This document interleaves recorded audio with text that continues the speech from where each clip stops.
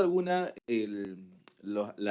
tener en cuenta la postura, o digamos, que algunos países hayan calculado en cuanto a su apoyo, también la variable de tomar en cuenta es el giro ideológico de estos gobiernos, ¿no? Que coincide justamente con su retiro al apoyo de este consenso, ¿no? Colombia, Brasil, ¿no es cierto? Los Estados Unidos también. Algunos de estos países han sido hostiles con el Estado peruano, ¿no? Bueno, yo encuentro realmente que existen muchas variables a tomar en cuenta, pero en esta oportunidad voy a dejar al abogado Jorge de Lama, quien es especialista en políticas públicas, para que dé algunas precisiones para finalmente terminar con la mesa técnica con algunos comentarios. Doctor Jorge, por favor. Gracias, congresista Muñante. Gracias, congresista Ceballos, por permitirme estar aquí. Gracias, señor canciller, canciller, por su excelente exposición. Igual para el doctor Luis Solari. Gracias a todos ustedes por estar presentes. Sé que están haciendo el mayor esfuerzo para estar aquí. Y creo que es importante para mí y para todos los que estamos revisando este consenso, tener algunas puntualizaciones que creo que ya el doctor Rodríguez Mackey y el doctor Solari ya abordaron, pero que yo pretendo aterrizar con un lenguaje un poco más sencillo para que ya podamos a partir de esto trabajar sobre ello. Porque, como bien ha dicho el doctor Juan Pablo Tello, ya se ha solicitado opiniones y estas opiniones en algunos casos no han sido favorables y también hemos tenido la oportunidad de revisarlas. En ese sentido, no pretendo hacer aquí una refutación de las opiniones, sino dar mi opinión para que sobre esa se pueda ir construyendo el consenso para aprobar, en mi opinión, porque esa es mi intención, esta declaración, ¿no? En primer lugar, veo que el consenso o declaración de Ginebra no, se encuentra dentro del marco de las normas nacionales. Es decir, tanto, vamos por partes, la Constitución, el Código Civil, la nueva ley el nuevo Código del Niño y Adolescente, establecen claramente que el concebido es un sujeto de derechos. Porque el tema de la salud pública creo que queda clarísimo con la Ley General de Salud, con todas las políticas que se han hecho a través del Ministerio de la Mujer, que es una preocupación el hecho de que hay una cobertura integral y hay una preocupación especial por la mujer que inclusive se encuentra en la Constitución en el artículo 4, ¿no? Hay una atención especial ahí. Entonces, creo que aquí lo que hemos observado cuando he observado esas respuestas es que es el tema del aborto en particular. Entonces, por eso, para no ahondar, no hacernos perder mucho tiempo respecto a otros asuntos periféricos, yo lo que encuentro es que tanto la declaración es conforme al derecho nacional, es conforme a lo que dice, como les digo, la nueva ley del nuevo Código del Niño y Adolescente, que dice claramente que es todo niño aquel ser humano desde la concepción hasta los 12 años y adolescente a partir de ahí. También la Constitución lo establece, también el Código Civil establece la protección, lo establece también la Convención del Niño, no hablo del comité. El comité puede cambiar, pero como bien dijo el doctor Solari, lo que se firma es un pacto de buena fe, es una buena fe en los tratados internacionales. Lo que puede decir el comité posteriormente, que no es un órgano vinculante, puede cambiar en función de los miembros del comité. Pero yo quería dejar clara mi postura de qué es lo que está escrito y lo que se firmó en un momento dado, y aquellos intangibles, como bien dijo el doctor Solari, que tomo esa palabra, fueron los que plasman el espíritu de esas convenciones y de esas normas. Es decir, hay una tradición jurídica nacional en defensa del concebido. Y eso está marcado en todas sus normas. Hay una tradición jurídica nacional. Ahora, ¿por qué pienso que, además de estar dentro de este marco, no contraviene la obligación internacional respecto del aborto terapéutico? Porque es correcto el decir que no hay ningún tratado que expresamente diga que hay un derecho al aborto. Si vamos a hablar del aborto terapéutico, correcto, estamos hablando de una excepción. Pero de una excepción yo no puedo inferir que hay un derecho a abortar. De la misma manera, y lo hago como un ejemplo, y perdonen si puede sonar un ejemplo muy simple, pero de la misma manera, el hecho de que yo en defensa propia mate a alguien, no se infiere de ahí que hay un derecho a matar. Y eso quiero que quede claro desde el punto de vista jurídico, ¿no? Eh, es por eso que creo que se puede tranquilamente estar sin colisionar con aquello que ya está en nuestra legislación, porque en nuestra legislación esa despenalización. Y eso es lo que hay que entender, es una despenalización, no es un derecho. Y sí, claro, hay situaciones en las cuales podamos estar de acuerdo o no, hay situaciones que ameritan esa discusión por la gravedad del asunto y por las personas y los bienes implicados, como son niñas y adolescentes. Pero estoy hablando desde el punto estrictamente jurídico. Es decir, no existe un derecho. Lo que sí hay es una despenalización por una situación concreta, excepcional, que para algunos será meritoria y para otros no. Pero dejemos claro eso, porque quiere decir que la Declaración de Ginebra no contraviene eso, no lo contraviene. Lo que dice es que no hay un derecho internacional al aborto. Y definitivamente la tradición jurídica internacional y nacional peruana siempre ha sido pro vida y pro homine. Y todos los que alguna vez han visto derechos humanos saben bien que los derechos humanos se expanden. Es decir, digámoslo así, lo digo en términos muy latos, para no caer en terminología muy jurídica, sino que uno tiene que pensar en la alternativa y en la mayor protección. Y la mayor protección le otorga el Estado peruano cuando dice que defiende la vida del concebido desde su concepción hasta la muerte natural, o de la persona humana. Entonces, en ese punto quería dejar claro eso.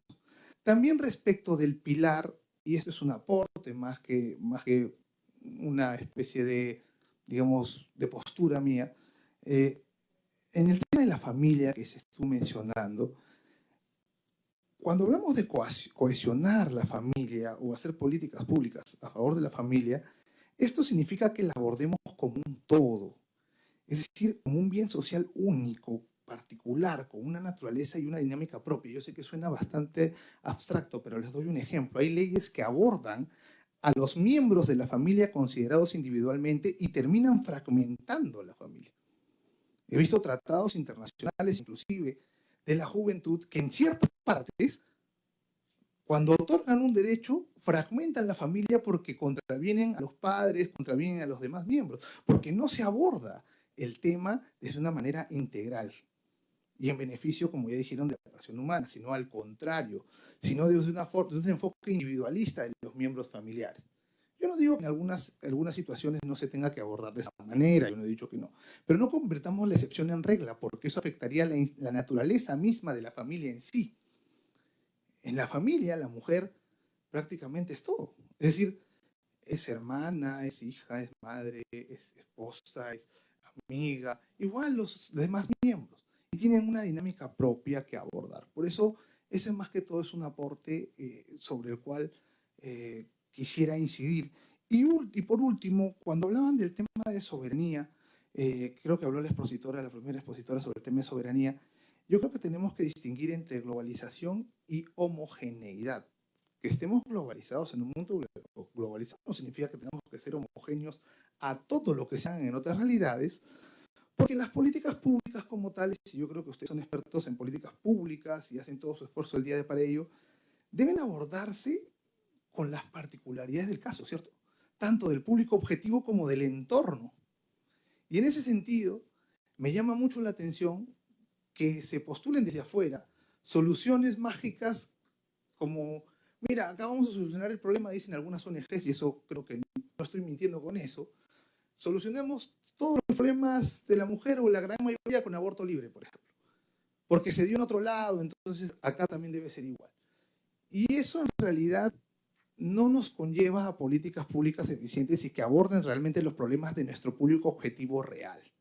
Entonces, yo sobre eso quiero incidir, no quiero abordar más tiempo, ya es bastante tarde, más bien les agradezco por la oportunidad de escucharme y le agradezco también a los congresistas por ello. Muchas gracias.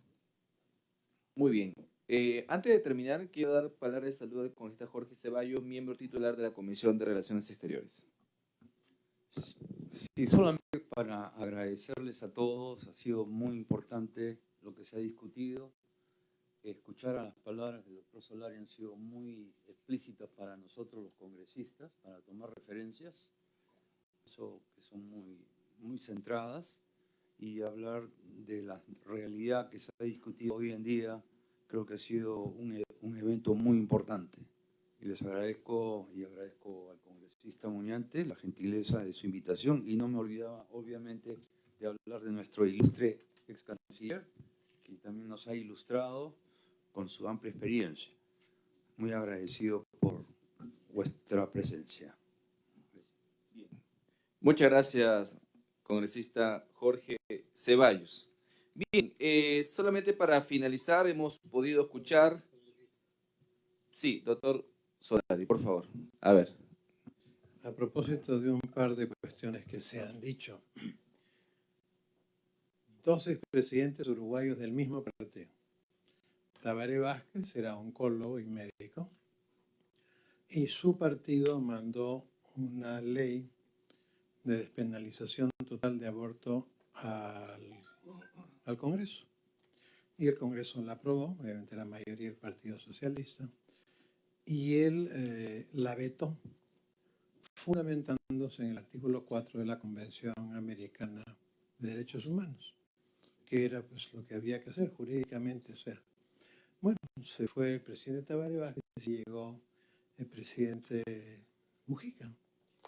Exactamente el mismo proyecto de ley, lo volvió a aprobar el Congreso, se lo volvieron a mandar, él simplemente la promulgó. O sea, para poner una prueba fehaciente, esa transparencia que puse de la maraña.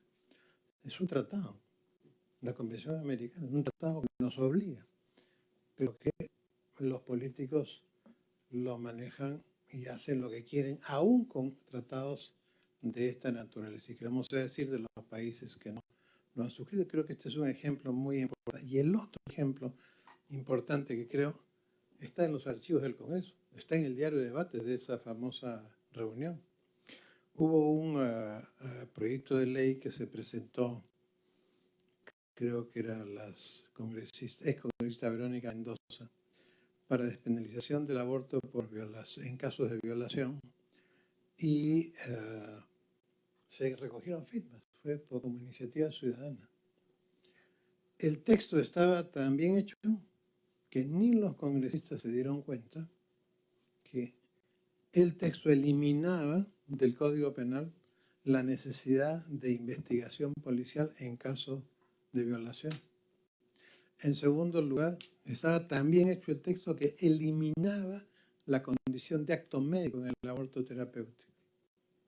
Y en tercer lugar, no decía ni una sola palabra sobre la persona que estaba violada, con lo cual se hacía lo que se hacía y tenía que regresar a su entorno. O sea, si realmente uno quiere tener una política pública sobre esa materia, ya sabemos todos que el violador está en 80% en el entorno familiar. Ningún proyecto del que se ha presentado en este Parlamento sobre esa materia dice cuál es el tratamiento de la menor. En todos prácticamente se sobreentiende que regresa al entorno familiar. O sea, ¿cuál es? Y los cito, ahí están, los pueden revisar. ¿Cuál es la racionalidad de quienes han presentado esos proyectos de ley? O sea, ¿es realmente una cuestión sobre la justicia en esa materia o es simplemente una cuestión de tipo ideológico? Ese es uno de los problemas que nosotros tenemos, ¿no es cierto? Por eso es que estamos en esa maraña latinoamericana. Como ustedes ven, ¿quiénes han retirado su firma de los países? Obviamente cambió en Estados Unidos el presidente por un presidente de otra tendencia política, retiró la firma. En el caso de Colombia y Brasil, es obvio, pues, ¿no? Entonces, como ustedes pueden ver, los países van como si fueran, en América Latina, como si fueran veletas. Según la ideología del presidente, se mueven para aquí y para allá. Entonces, obviamente, eso es un indicativo de que estamos realmente en un problema grave en la región de principios y valores que obviamente hay que atender desde las distintas comisiones. Yo quería poner estos ejemplos solamente para Gracias. que ustedes vean la complejidad y cómo, pues claro, podemos dar, etcétera, etcétera, pero a la hora de los loros hay personas que quieren que hayan normas bajo su visión y no por el bien absoluto de las dos personas involucradas en el problema, ¿no? Así es. Muy bien, doctor. Muchísimas gracias, doctor Luis Solari. Efectivamente, se había señalado tratados internacionales de derechos humanos y uno de ellos que siempre yo evoco es la Convención Americana o la Convención sobre los Derechos del Niño, en cuyo preámbulo se cita la Declaración Universal de los Derechos del Niño, donde se dice que el niño, por su naturaleza y condición, necesitan todos los cuidados necesarios, habidos y por haber, desde antes como después del nacimiento. Eso para mí es clave, clave. Entonces, igual también se cita la necesaria protección de la mujer. A propósito de ello, soy autor de la ley que crea el Observatorio Nacional para la Protección de la Madre Gestante y del Concebido, que estoy esperando que se pueda reglamentar porque es necesario que exista al menos una institución en nuestro país que vele por la protección de la madre gestante y del recién nacido. Eso es sumamente importante. Estamos en esa línea y justamente por estar en esa línea es que nos preocupamos de que exista instrumentos, no solamente nacionales porque los tenemos, sino también instrumentos internacionales que sirvan como un marco de protección a esto que ya tenemos en nuestra legislación nacional. El Consenso de Ginebra lo que busca justamente es reivindicar internacionalmente lo que ya dice nuestro Código Civil, nuestro Código de Niños y Adolescentes y nuestra Constitución Política. Temas ideológicos esa parte. Si alguien digamos, está de acuerdo o no de acuerdo con el aborto por causales, etcétera, etcétera, ese es otro tema.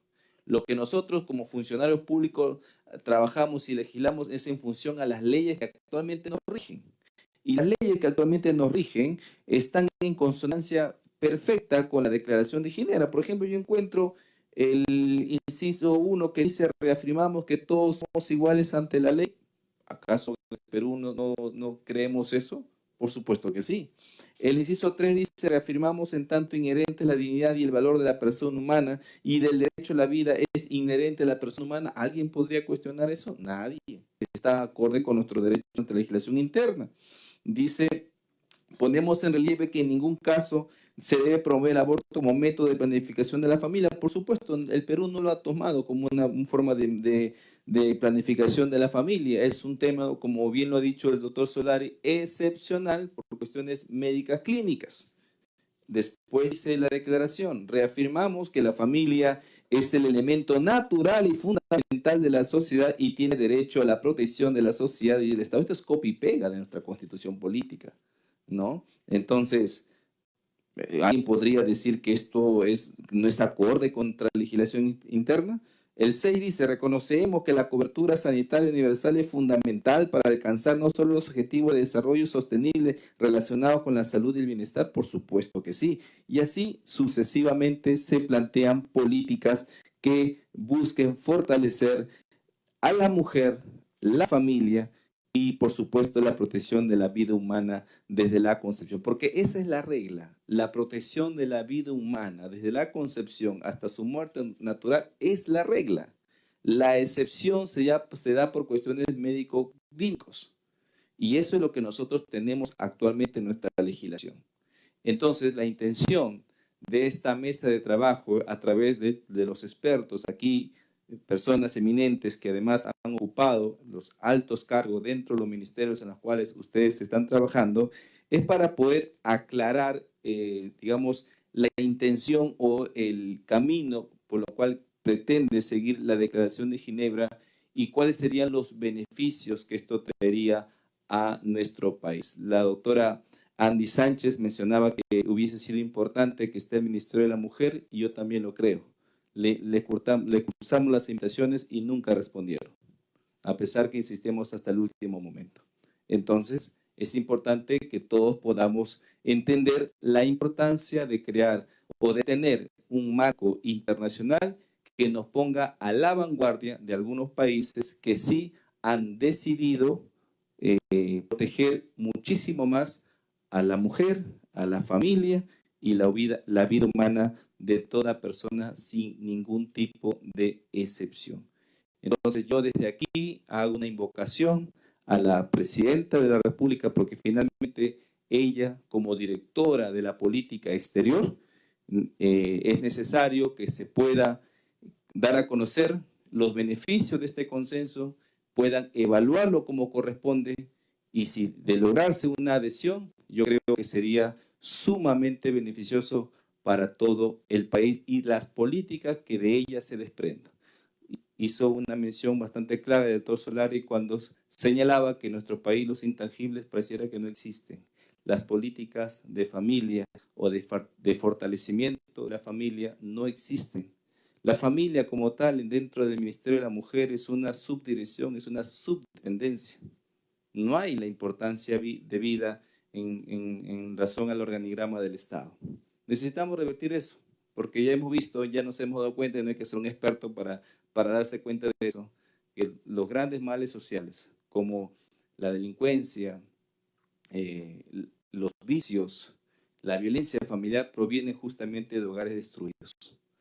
Y faltan políticas que fomenten el fortalecimiento y la unidad familiar. Y creo que el Consenso de Ginebra aporta con un granito de arena a ese objetivo. Así que yo les agradezco muchísimo. Todavía este tema no está cerrado, si bien algunos ministerios han presentado algunas observaciones, rogamos que lo puedan evaluar, lo puedan estudiar, en razón también a los aportes que han dado aquí los doctores, y este tema vamos a insistir en ello para que se pueda tomar las mejores decisiones en base, repito una vez más, a lo que ya dice nuestra Constitución Política y nuestras leyes internas. Así que muchas gracias a los representantes del Ministerio de Salud, Ministerio de Relaciones Exteriores, Ministerio de Justicia. De aquí llamar la atención severamente al Ministerio de la Mujer por no enviar a ningún representante. Saludo, por supuesto, a la presencia del doctor Miguel Ángel Rodríguez Mackey, ex ministro de Relaciones Exteriores. Muchísimas gracias por la deferencia, por el tiempo que usted le ha brindado a este espacio, y al doctor también, por supuesto, Luis Solari, con quien tenemos una amistad hace algunos años, y por supuesto también queríamos tener su experiencia, sus aportes en esta mesa de trabajo. Y por último, y no menos importante, al doctor Jorge de Lama Vargas, también abogado especialista en políticas públicas, quien ha hecho unas importantes precisiones para entender mejor de qué trata el Consenso de Ginebra. No sé si Valerie Huber ya se fue, igual reiterar mi saludo y agradecimiento hacia ella. Así que damos por clausurado esta mesa técnica, esperando que no sea la primera vez. Muchísimas gracias.